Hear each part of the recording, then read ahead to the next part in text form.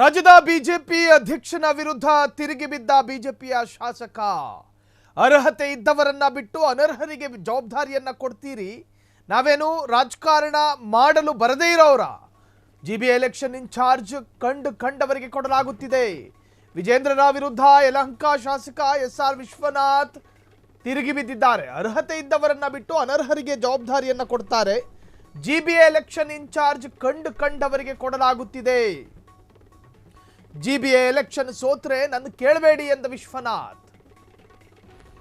ಯಲಹಂಕ ಶಾಸಕರಿಂದ ವಿಜೇಂದ್ರರ ವಿರುದ್ಧ ಆಕ್ರೋಶ ಸ್ಫೋಟ. ಜಿಬಿಎ ಉಸ್ತುವಾರಿ ಜವಾಬ್ದಾರಿಯನ್ನ ಕೊಡಲಿಲ್ಲ ಎಂದು ವಿಶ್ವನಾಥ್ ಕಿಡಿ. 47 ವರ್ಷದಿಂದ ಬೆಂಗಳೂರಿನಲ್ಲಿದ್ದೇನೆ, ರಾಜಕಾರಣದಲ್ಲೂ ಕೂಡ ಆಕ್ಟಿವ್ ಆಗಿದ್ದೀನಿ. ಕಾಡಲ್ಲಿ ಬಿಟ್ಟರು ಎಲೆಕ್ಷನ್ ಮಾಡುವ ಬುದ್ಧಿವಂತಿಕೆಯನ್ನ ಭಗವಂತ ನನಗೆ ಕೊಟ್ಟಿದ್ದಾನೆ.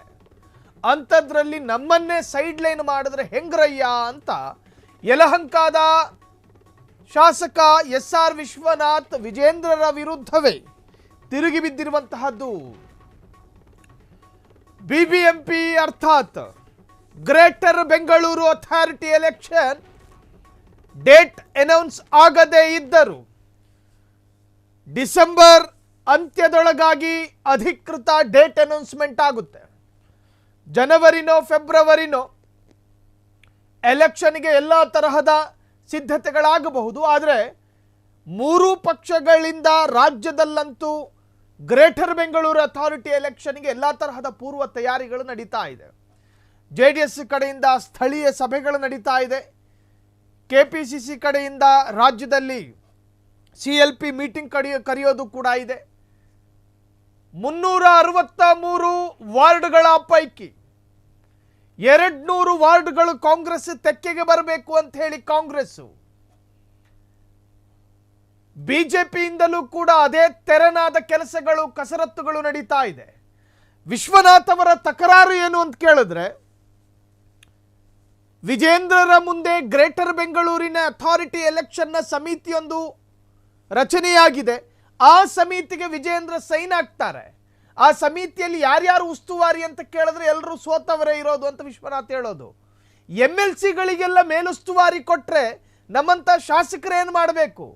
ಯಲಹಂಕದಲ್ಲಿ ಉದಾಹರಣೆ ಒಂದು 8 ವಾರ್ಡ್ ಅನ್ಕೊಳ್ಳಿ.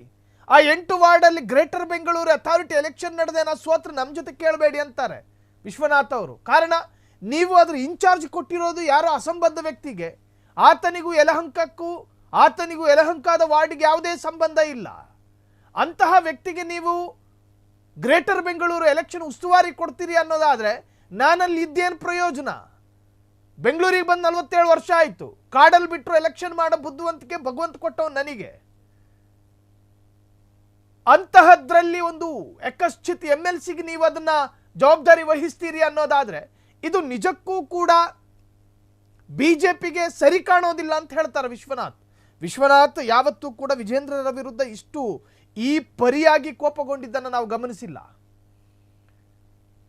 ಗ್ರೇಟರ್ ಬೆಂಗಳೂರು ಅಥಾರಿಟಿ ಎಲೆಕ್ಷನ್ಗೆ ಇನ್ನೂ ಸಮಯ ಇದೆ.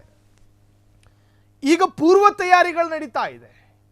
ಕಾಂಗ್ರೆಸ್ ಆದರೆ ಬಿಹಾರ ಎಲೆಕ್ಷನ್ನಲ್ಲಿ ಬಿಜಿ ಇದೆ. ಆದರೆ ಬಿಜೆಪಿ ಪರಿಪೂರ್ಣವಾಗಿ ಗ್ರೇಟರ್ ಬೆಂಗಳೂರು ಎಲೆಕ್ಷನ್ನ ತಯಾರಿಯಲ್ಲಿದೆ. ಅದರಲ್ಲಿ ಯಾವ ಸಂದೇಹವೂ ಬೇಡ.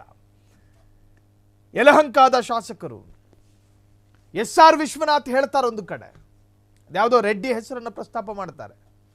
ಆ ರೆಡ್ಡಿ ಸಮಿತಿ ರಚನೆ ಮಾಡ್ತಾರೆ, ವಿಜೇಂದ್ರ ಅದಕ್ಕೆ ಸೈನ್ ಹಾಕಿ ಕೊಡ್ತಾರೆ. ಆ ಸಮಿತಿಯಲ್ಲಿ ಯಾರ್ಯಾರು ಉಸ್ತುವಾರಿ ಇದ್ದಾರೆ ಅನ್ನೋದನ್ನು ಕೂಡ ವಿಜೇಂದ್ರ ಗಮನಿಸೋದಿಲ್ಲ. ಅದರಲ್ಲಿ ಯಾರಾದರೂ ಅರ್ಹರಿದ್ದಾರಾ, ಪ್ರಭಾವಿಗಳಿದ್ದಾರಾ?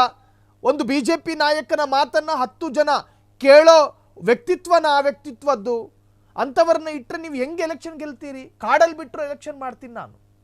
ನನ್ನಂಥವರನ್ನ ಕೈ ಬಿಟ್ಟಿರೋದು ಇದು ನಿಜಕ್ಕೂ ಕೂಡ ವಿಜೇಂದ್ರರಿಗೆ ಶೋಭೆ ತರುವಂತಹದ್ದಲ್ಲ. ಕ್ಷಣ ಕ್ಷಣದ ಸುದ್ದಿಗಳಿಗಾಗಿ ಫ್ರೀಡಂ ಟಿವಿ ಸಬ್ಸ್ಕ್ರೈಬ್ ಮಾಡಿ, ಲೈಕ್ ಮಾಡಿ ಹಾಗೂ ಫಾಲೋ ಮಾಡಿ. ಹೊಸ ಸುದ್ದಿಗಳ ನೋಟಿಫಿಕೇಶನ್ಗಾಗಿ ಬೆಲ್ ಐಕಾನ್ ಮೇಲೆ ಕ್ಲಿಕ್ ಮಾಡಿ.